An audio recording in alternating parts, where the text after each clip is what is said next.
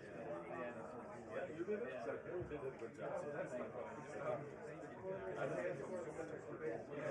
for your body to yeah, big yes, it has not avoided playing. So it's started in the second power. Yeah, and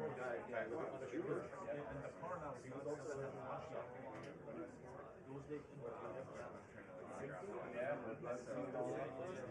yeah, that's the very first thing I started doing was the audio setting down, and then I exported and transcribed it. What do you know? Is that yellow camera? On here?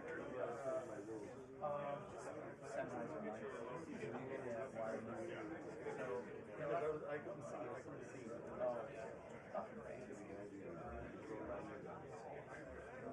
The quality was good.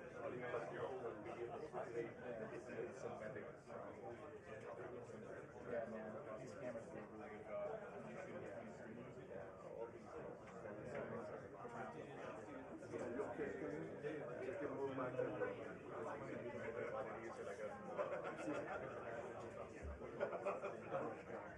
I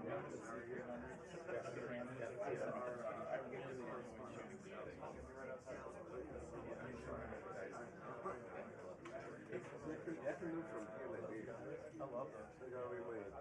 My room operating.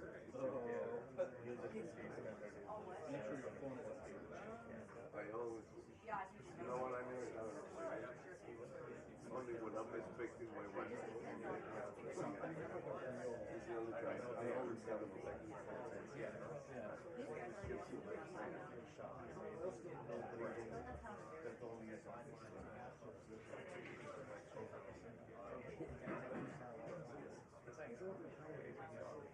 Yeah, no, this is very nice.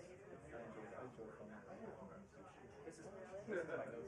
I wish I had a better long lens, but what are you gonna do? Okay. Yeah, I don't know. The 35 mil. Yes, right. So it does give me when it comes to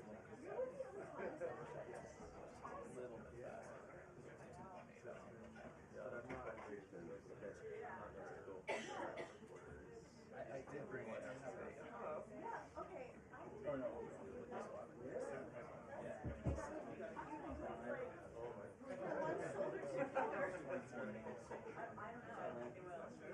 It has limitations. I'm gonna do some artistic shots with it later. That feels like a base scene, right?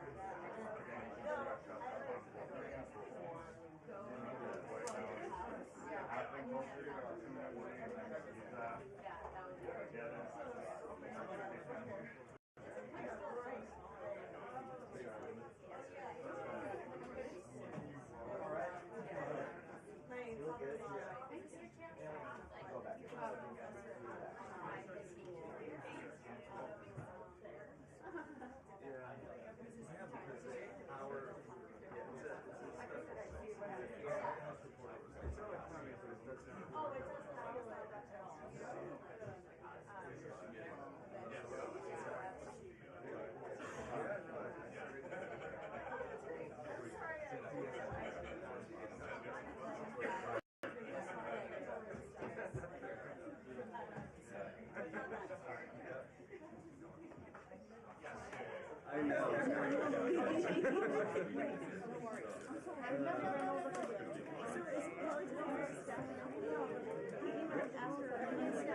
Well, it's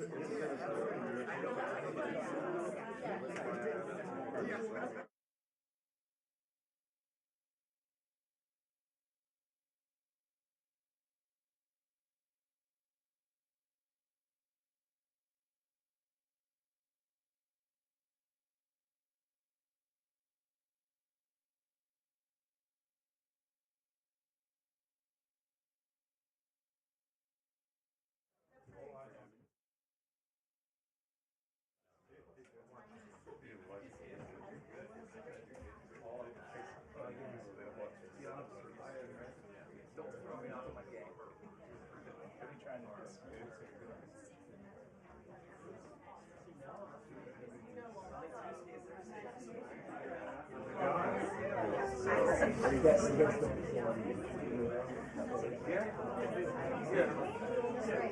you doing? Hanging in there. Are you traveling this weekend? Yeah, I'll be down in Florida. Okay.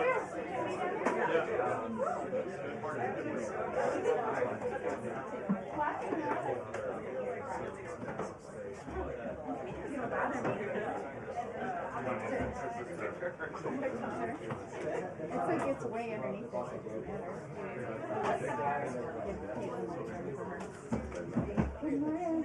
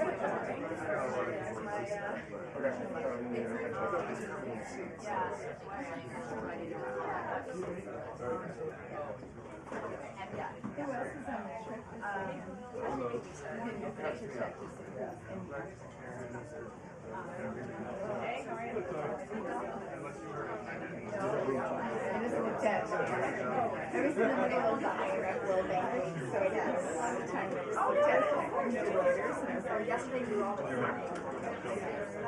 are you going to Florida?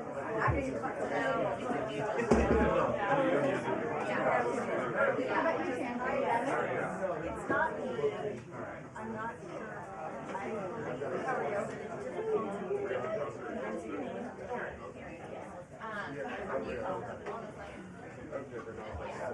There's no wires at all. Yesterday they didn't give it to me. Oh, okay. So I was like, yeah. Appreciate it. He gets to.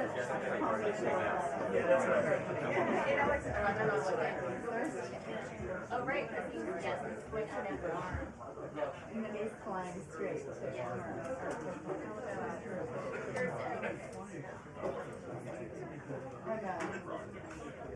It's going to be our first, it's going to be my first time doing it.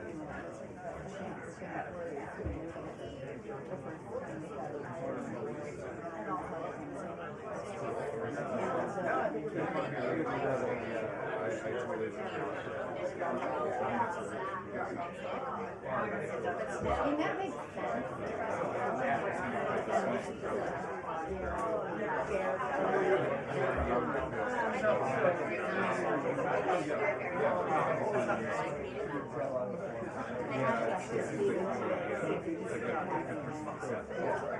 That's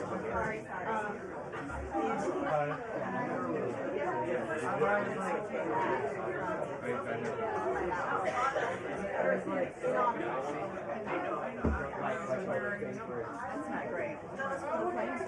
Yeah.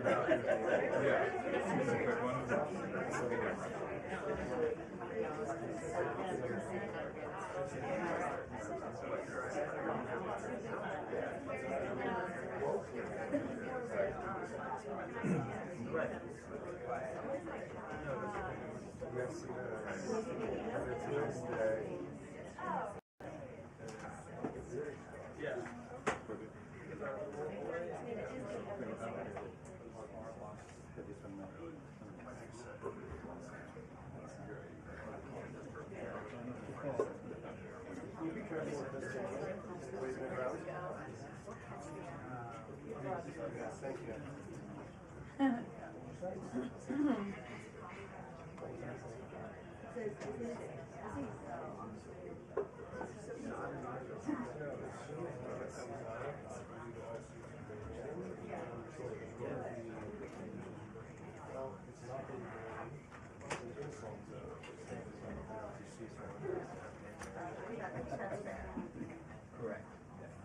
Thank you guys for your guys' approval. I wasn't seeking it. We have a charger that was down there.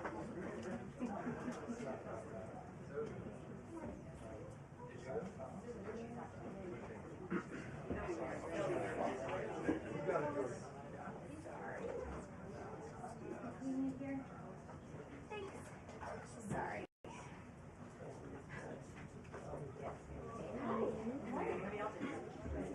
Good. How are you?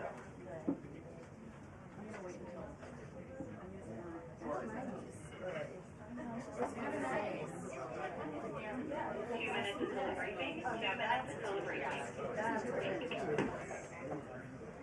At least for us, morning shift never had any cup. Yeah, exactly.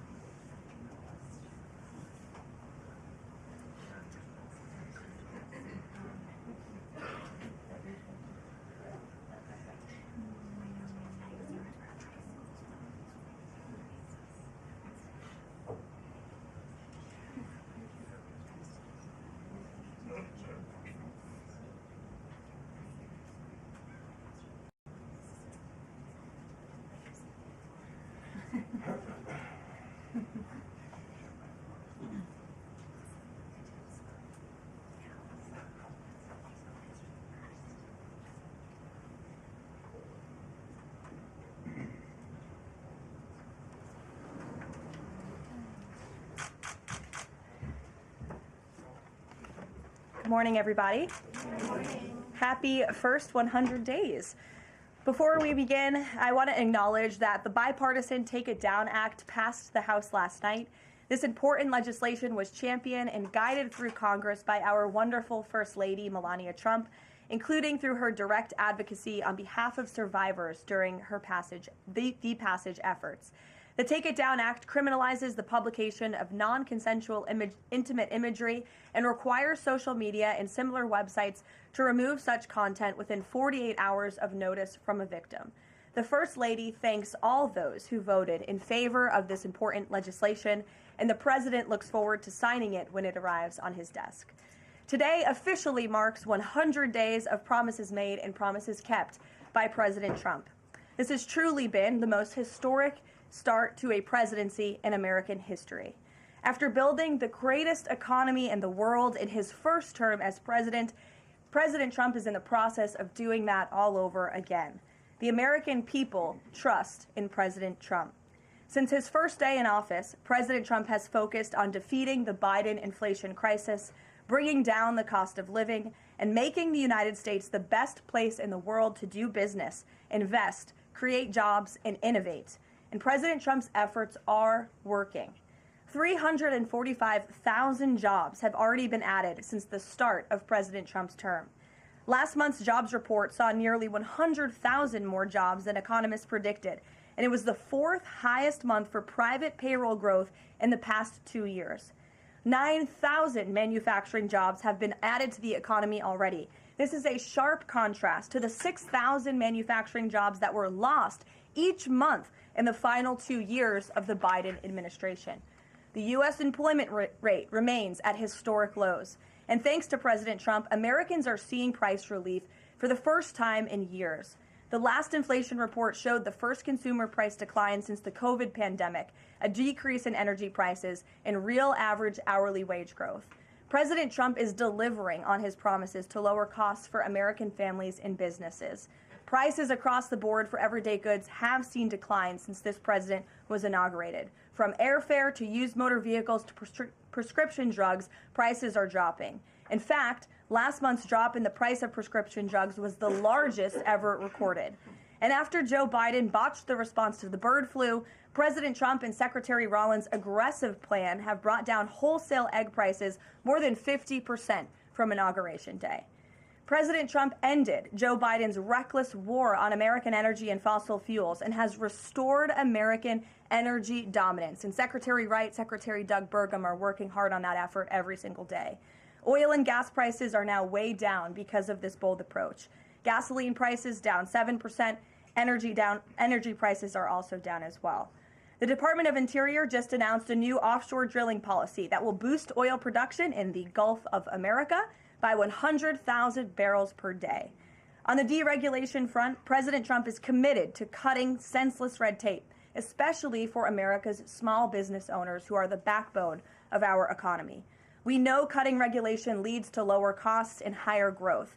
The mass deregulation effort by this administration will help usher in the golden age of America, which is underway. Immediately upon taking office, President Trump blocked all of the unfinalized Biden-era rules, saving America's more than $100 billion, or $2,100 per family of four over the next decade. And the president also launched a bold multi-agency effort to roll back existing federal regulations that drive up the cost of living on hardworking families.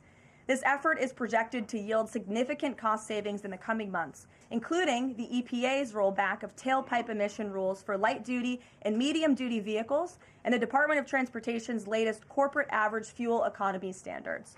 These two efforts alone yield $755 billion in total savings, or more than $8,800 per family of four over the next decade. In total, the combined savings from all of these actions equal just over $935 billion, or nearly $11,000 in real savings per family of four per the coming decade. The press is not talking nearly enough about the positive impact of President Trump's deregulation campaign. And investments from the biggest companies and countries in the world are pouring in under this president. So far, total investment commitments under the Trump administration have reached more than $5 trillion, including $500 billion from Apple in U.S.-based manufacturing and training, $500 billion from NVIDIA in AI infrastructure, $100 billion from TSMC and U.S.-based chips manufacturing, and the $500 billion private investment by OpenAI, Oracle, and SoftBank in AI infrastructure as well. All of these investment commitments are estimated to generate at least 451,000 new high-paying jobs for American workers and families. At this point, President Trump has secured more investments in the United States of America in 100 days than Joe Biden did in 4 years. President Trump is America's businessman in chief, and that's why these trillions of dollars in investments are flooding to our country. The business community is bullish on America because President Trump is back in charge. Tomorrow, the president will host CEOs and leaders from several companies that have made these investments to tout their historic commitments to our country and encourage others to follow suit. Under President Trump, there has never been a better time to invest in America. And the president finally said enough is enough and refused to allow America and our workers to be ripped off any longer on trade. President Trump implemented powerful tariffs to end the era of economic surrender and to rebalance America's trading agreements. More than 100 countries have already come to the table looking to offer more favorable terms for America and our people. There has never been a president who has created his own leverage like this president, and we are just getting started. Republicans in Congress are getting very close to passing President Trump's one big, beautiful bill, which will include the largest tax cuts in American history, strong border security measures, major military advancements, dramatic deregulation, and common sense spending reforms. As President Trump has said before, the best is yet to come.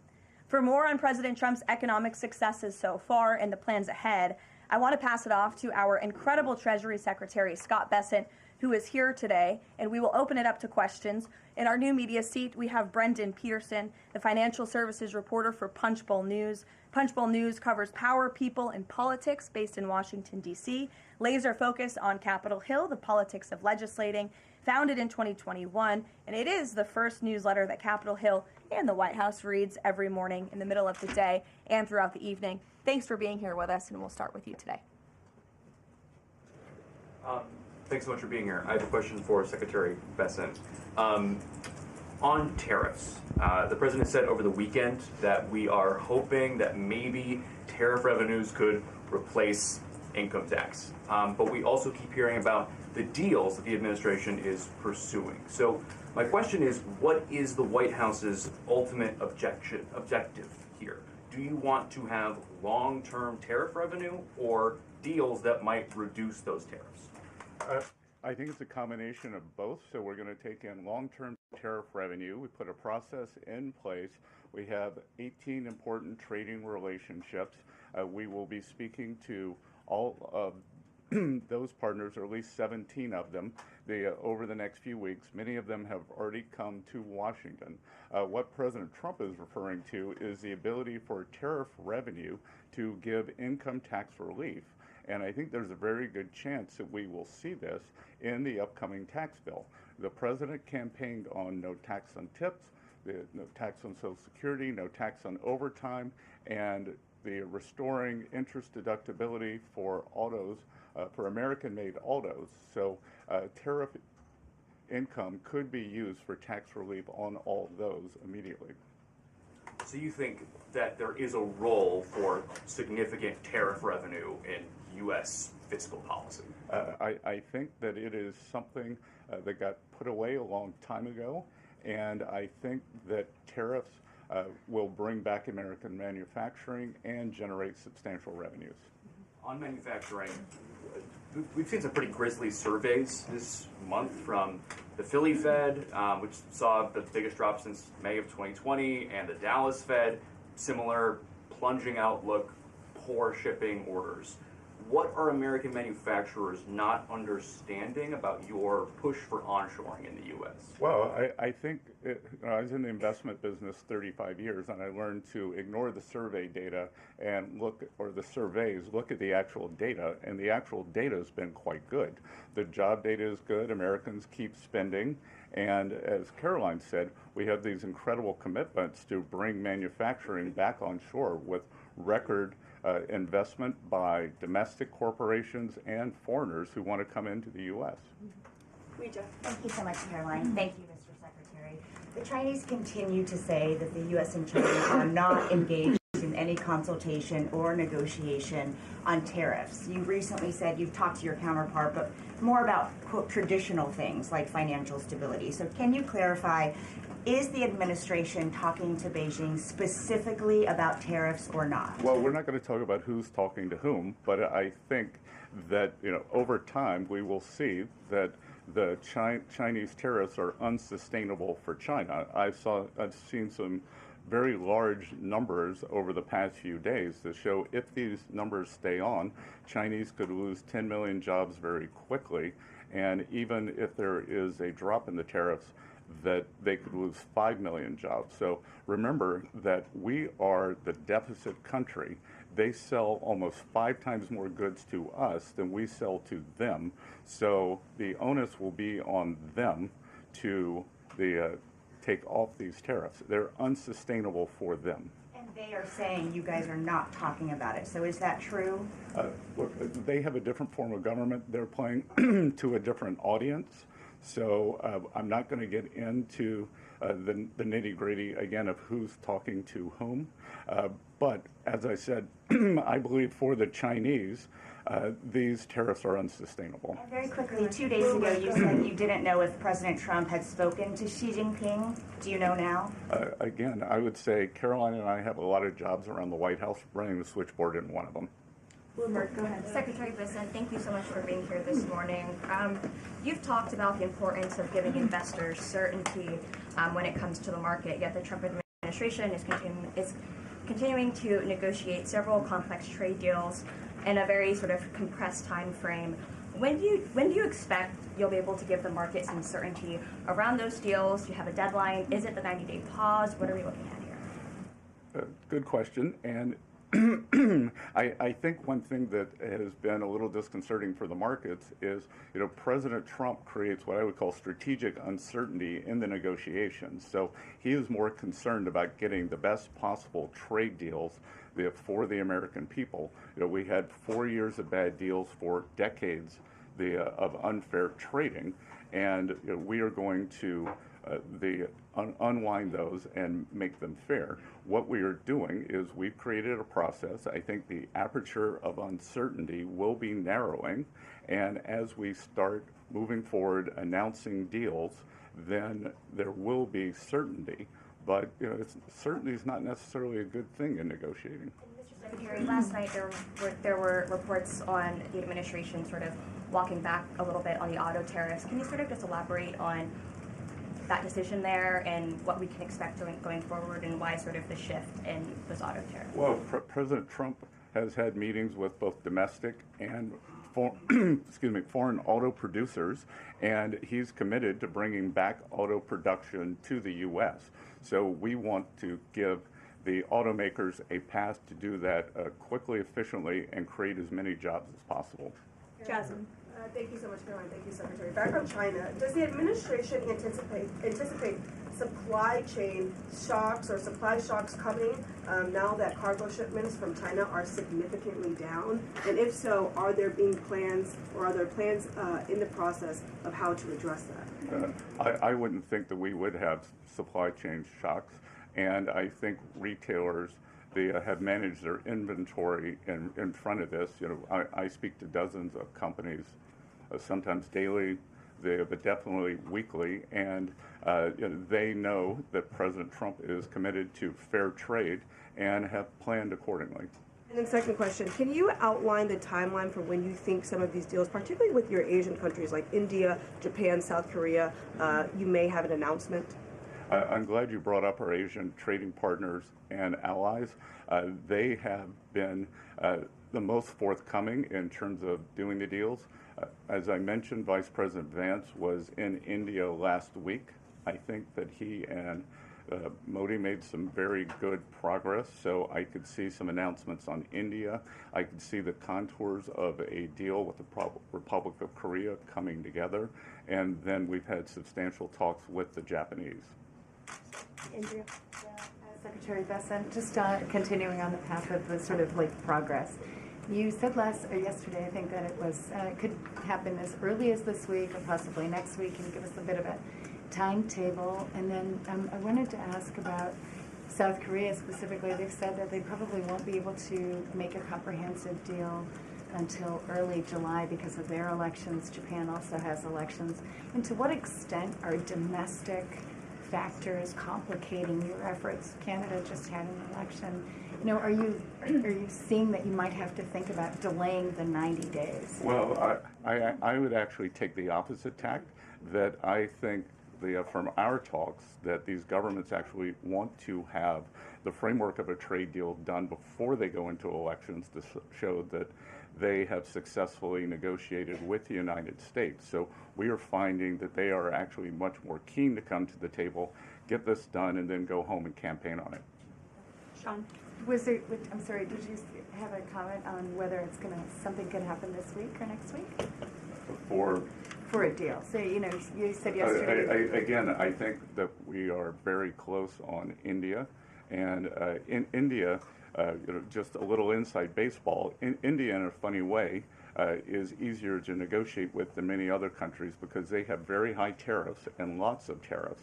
So it's much easier to confront the direct tariffs when, as we go through these unfair trade deals that have been put in over decades, that the non-tariff trade barriers can be much more insidious and also harder to detect.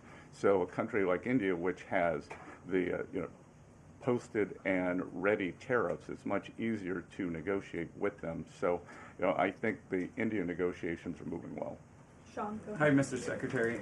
So it was reported this morning that Amazon will soon display a little number next to the price of each product that shows how much the Trump tariffs are adding to the cost of each product. So isn't that a perfect crystal clear demonstration that it's the American consumer and not China who is going to have to pay for these policies? I will take this since I just got off the phone with the president about Amazon's announcement. This is a hostile and political act by Amazon. Why didn't Amazon do this when the Biden administration hiked inflation to the highest level in 40 years? And I would also add that it's not a surprise because, as Reuters recently wrote, Amazon has partnered with a Chinese propaganda arm. So this is another reason why Americans should buy American. It's another reason why we are onshoring critical supply chains here at home to shore up our own critical supply chain and boost our own manufacturing here. Is Jeff Bezos still a Trump supporter? Look, I will not speak to the president's relationships with Jeff Bezos, but I will tell you that this is certainly a hostile and political action by Amazon. And Secretary, if you have anything to add. Yeah, I would also add that the bringing down the terrible Biden inflation has been a priority for the first 100 days of the Trump administration, and President Trump has done a great job of leading that. Since January 20th, interest rates, mortgage rates are down, gasoline and energy prices are down. We're expecting the further decreases, and as Karoline said, the big tax on consumers that goes unnoticed is deregulation or regulation, and we are deregulating and bringing that down. So, from a household income point of view, we would expect real purchasing increases. We've seen them over the first 100 days, and we would expect that to accelerate. We are doing peace deals, trade deals, tax deals, and deregulating. And the deregulation is a longer lead time, but I think by the third and fourth quarters, that's really going to kick in. Thank you, Karoline. A question for you and Secretary Bessent. We talk a lot about volatility and uncertainty in the marketplace, and the president has stated all along that he's more concerned about mainstream America, the American worker. You just talked about deregulation and this entire fair trade and reciprocals. What is your message to the American people in terms of letting them get through this disturbance and the outcome being greater and a greater good for the American worker, the American people, the American families? I would say trust in President Trump. There's a reason he was reelected to this office. It's because of the historic success of his economic formula in the first term. And as I laid out at the beginning of the briefing, and the Secretary has talked about, and the President talks about every day. There's a proven formula that works. Massive deregulation, energy independence, and tax cuts, which are coming. And the Secretary is working very hard on that with our counterparts on Capitol Hill. If you want to talk about that, that's a huge deal to put more money back into the pockets of hardworking Americans. As for the fair trade deals the President is trying to negotiate, he's not just righting the wrong of the mess that he inherited from the past 4 years of the Biden administration. This is a mess that has been created for the past 4 decades, that has sold out the middle class, that has moved jobs overseas. You think about our heartland, middle America, what towns used to look like, what they look like today. President Trump wants to restore the golden age, and it's a process to do that. And that process is underway, but he's put together a fantastic trade team. Secretary Bessent, Secretary Lutnick, Jamieson Greer, all working incredibly hard on this effort 24/7. But tax cuts are coming, and that's key. And Mr. Secretary, why don't you talk a little bit about that? Yep. So it's really a three-legged stool in the economic policy. It's trade, it's tax, and it's deregulation. So we are in the midst of addressing, as Karoline said, these long-term trade imbalances. The tax bill is going much better than I would have thought when I took office on January 28th, and that's through President Trump's leadership. That Speaker Johnson, Leader Thune are united. Speaker Johnson, we had a very good meeting yesterday with somebody called the Big Six, NEC Director Kevin Hassett, myself, Speaker Johnson, Leader Thune, Committee Chairman Jason Smith, and Senator Crapo. And the tax bill is moving forward. It is going to give permanence to the 2017 Tax Cuts and Job Act, which will, back to the question on certainty, it will give American business certainty, it will give American people certainty, and then President Trump is also adding the things for working Americans that is talked about earlier: no tax on tips, no tax on overtime, no tax on Social Security, making auto payments deductible. So that will substantially address the affordability crisis. And the other thing that I would note, and back to data, is that the Vanguard, one of the largest money management firms in America, said that over the past 100 days, 97% of Americans haven't done a trade, and in fact, individual investors have held tight while institutional investors have panicked. So individual investors trust, investors trust President Trump. Megan, in the back. Thank you both. Can you detail for us exactly what we should expect as far as relief on the auto tariffs front? And then further, Mr. Secretary, should we expect other industries to also get relief the way we've now seen for auto and tech as well? I'm not going to go into the details of the auto tariff relief, but I can tell you that it will go substantially toward reshoring American auto manufacturing. And again, the goal here is to bring back the high quality industrial jobs to the U.S. President Trump is interested in the jobs of the future, not the jobs of the past. We don't need to necessarily have a booming textile industry like where I grew up again, but we do want to have precision manufacturing and bring that back. And another important, very important function of this that does not get talked about enough is national security. President Trump, his overriding concern and belief is that economic security is national security is economic security. And we saw during COVID that our supply chains got cut off. And we need to bring back a lot of those supply chains, whether it's in semiconductors, medicines, the steel, and we have to onshore those. So it's a combination of making trade free and fair and remedying this gaping national security hole that he was left with. I would just add, Megan, the President will sign the executive order on auto tariffs later today, and we will release it as we always do. Go ahead. Secretary, India, based on the negotiation with the European Union, is it hard to negotiate with the European Union? Pardon?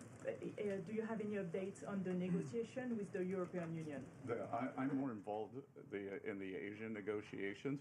My observation would be, goes all the way back to Henry Kissinger's statement, when I call Europe, who do I call? So we're negotiating with a lot of different interests. Some of the European countries have put on an unfair digital service tax on our big internet provider. France and Italy, other countries, Germany and Poland, don't have that. So we want to see that unfair tax of one of America's great industries removed. So it's going to be a give and take. So they have some internal matters to decide before they can engage in an external negotiation. Edward. Yeah, thanks, Caroline. Mr. Secretary, so contacts I have in the business community say that they're basically frozen for long-term investment because of the uncertainty around tariffs. How long do you think President Trump has to make a deal before there's damage to the economy? Look, I think that what we're seeing is that business leaders, they've gone into a pause, and I think we're going to give them great certainty on this tax bill. And I think over the next couple of weeks, as I said, we have 18 important trading relationships. We'll put China to the side. 17 they are in motion. And then, as I said yesterday, I think there's a very good chance we're going to get this tax bill done. And the tax bill is going to be very powerful for domestic U.S. investment. So what we are going to do, one of the most powerful parts of President Trump's 2017 tax bill was full expensing of equipment. We are going to make that, as President Trump said in his speech to Congress, that will be retroactive to January 20th. The other thing that we are looking to add is full expensing for factories. So bring your factory back.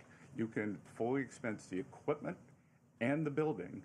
We will couple that with deregulation, cheap energy, and regulatory certainty, and that will continue to make the U.S. the greatest destination for domestic and foreign investment. And the president, well, if I can follow, just the president said that world leaders would like to meet with him in Rome and Vatican City.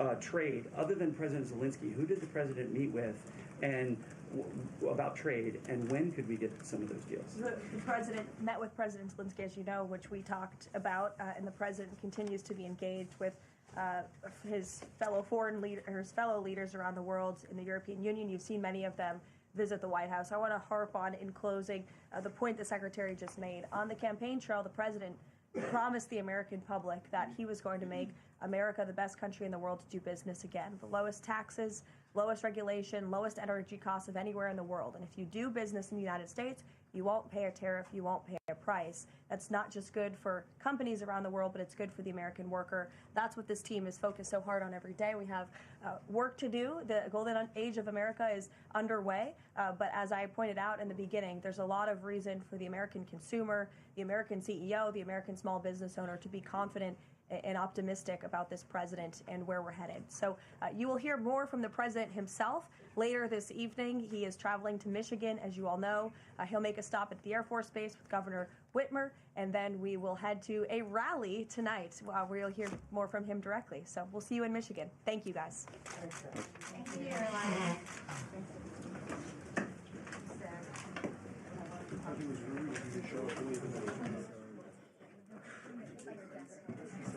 Just my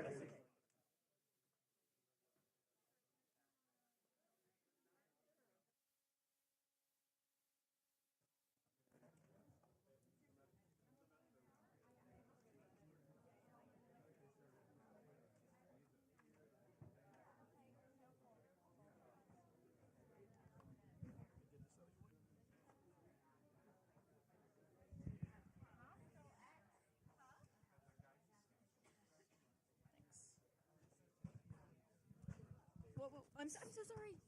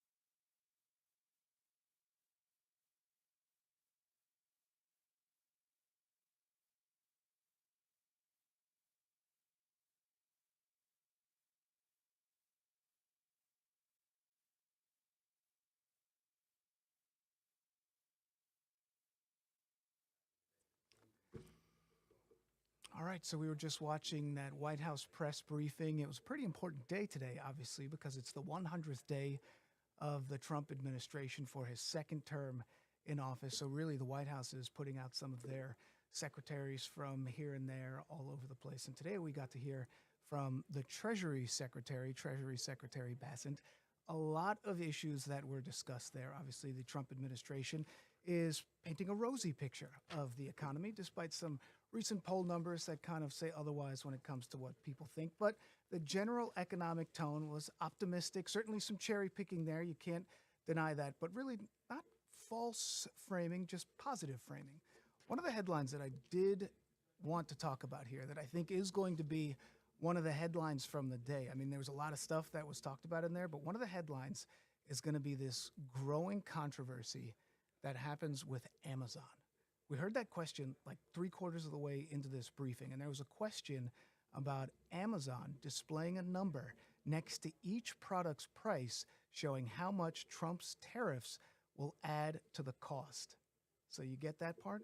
So apparently Amazon, according to reports, will start adding a little number when you go in and you go to buy something where you can see how much the tariffs are affecting. Certainly that's going to be something that consumers will narrow in on. Maybe it sort of determines what you may or may want to buy, and maybe it's going to highlight some reasons why people are upset with these tariffs. Well, the press secretary, Karoline Leavitt, actually called that a hostile and political act by Amazon. That's going to be a headline today. That will be a headline.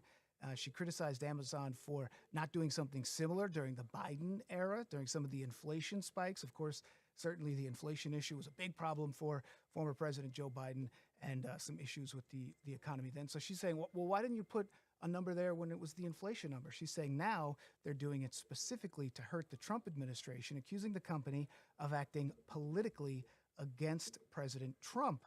She also claimed Amazon has partnered with a Chinese propaganda arm. There's no immediate public evidence that that is true, but she urged Americans to buy American-made products instead. So again, this is the kind of back and forth that we're just seeing now between the White House and Amazon, one of the most powerful companies, not just in the U.S., but obviously in the world. So keep your eye on that as one of the headlines that's going to come out of this.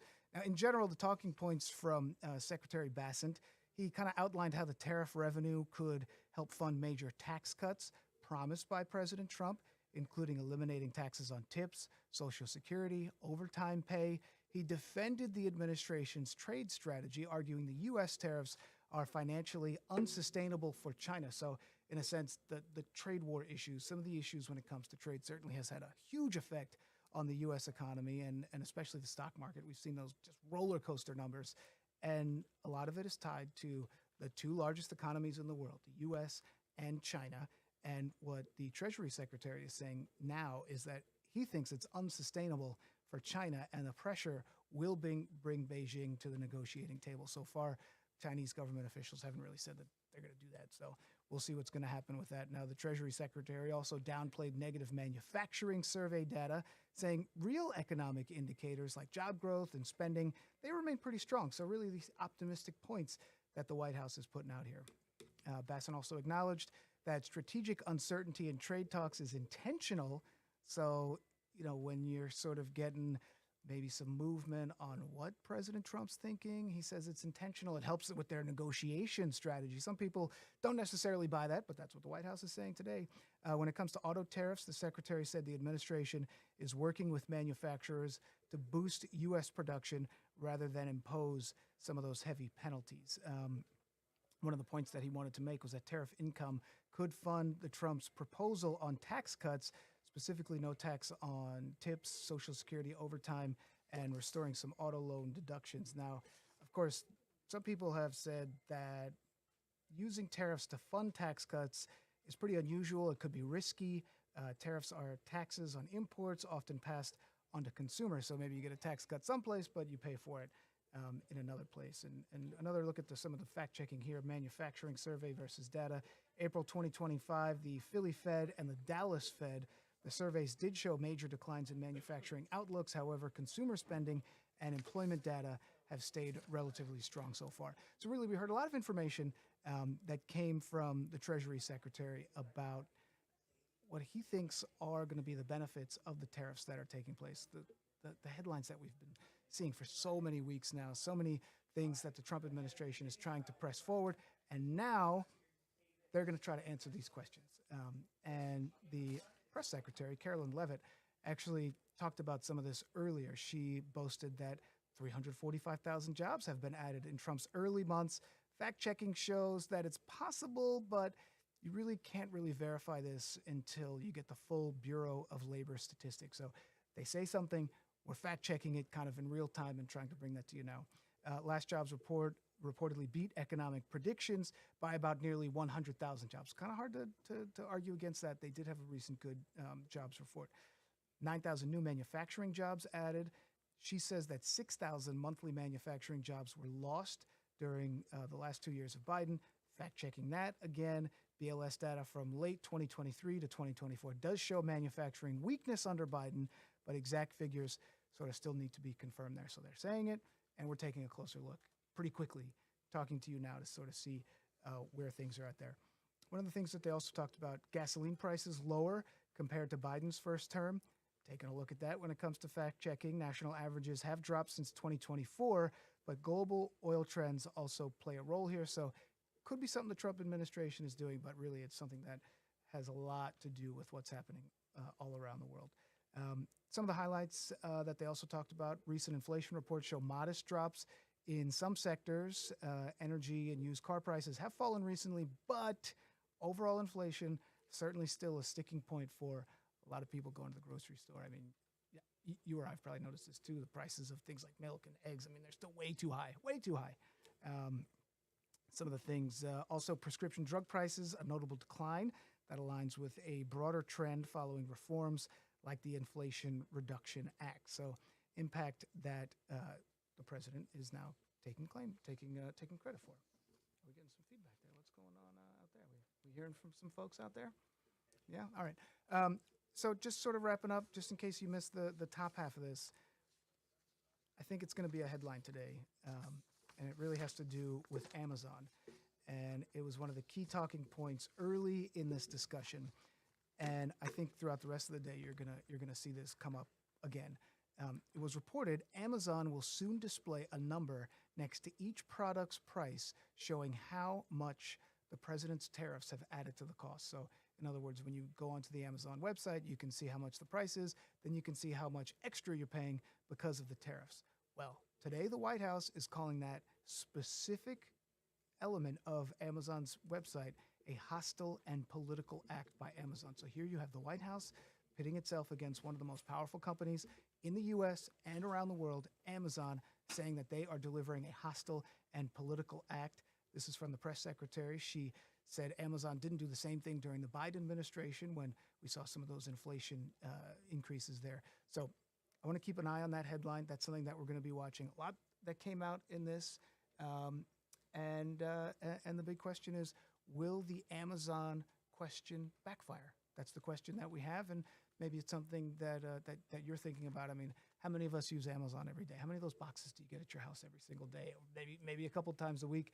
And certainly when you're going to buy stuff, if you see the extra numbers that are on there, maybe those extra couple bucks because of the tariffs, does it influence what you're going to buy? Is it something that you may think twice about? Is it something that you may see and in the back of your mind be upset with the current administration because of it? Those are some of the issues that the White House is going to have to kind of deal with now. If companies like Amazon are going to set a precedent, is that something that other companies are going to do? Is that something that we're going to see sort of across the board? And so that's something that we got to watch here. All right, so we can keep it flowing. We'll check back in with you guys later. So thanks for tuning in for now. That's what we got. That was the 100th day of the Trump administration. Some of the more important cabinet secretaries out speaking today. We got the Transportation Secretary. He's actually on Good Day New York right now if you want to take a look at that. So we'll check with you guys later.